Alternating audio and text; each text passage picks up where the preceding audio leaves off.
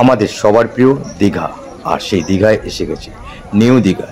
সমুদ্রের ধারে যখন স্নান করতে এসেছিলাম, দেখলাম স্পিড বোটগুলো যেগুলো আমরা সবাই চড়ি সমুদ্রে, সেইগুলো পাম্প দিয়ে নিচে নামানো হচ্ছে, ট্রলি করে এসে নামানো হচ্ছে।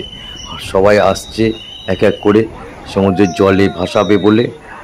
প্রচণ্ড জোয়ার, আর সবার মাঝখান দিয়ে কীভাবে এই বোটগুলোকে নামানো হচ্ছে।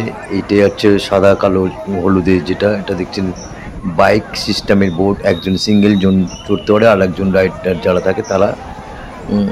দেখুন এগুলো হাওয়া দেওয়া হচ্ছে জলে নামার আগে, সমস্ত চেকিং করে পাম্প দিয়ে নেওয়া হচ্ছে ফুলভাবে। আমার ভালো লাগছিলো দেখতে। আর অলরেডি একটা বোট নেবে গিয়ে অনেক অনেক দূরে চলে গেছে, আর একটা বোট নেবেছে, তার পিছন দিকটা বারবারই খালি ডুবে যাচ্ছিলো। কিন্তু আমি ভাবছিলাম মনে হয় টোটালটাই ওটা পাল্টিকে যাবে, কিন্তু তা নয়, ওটা সুন্দরভাবে ওটাও এগিয়ে গেল। এইভাবে প্রচুর লোকের মাঝখানে বোটগুলো একের পর এক সমুদ্রের মধ্যে নামানো হচ্ছে। খুব সুন্দর লাগলো, তা আপনাদেরকে তুলে দিলাম আরাত্রিকা চ্যানেল থেকে। এই প্রেজেন্টেশন আপনাদের করা হলো। উপহার যদি আপনাদের ভালো লাগে একটা ছোট্ট করে লাইক, আর কিছু না।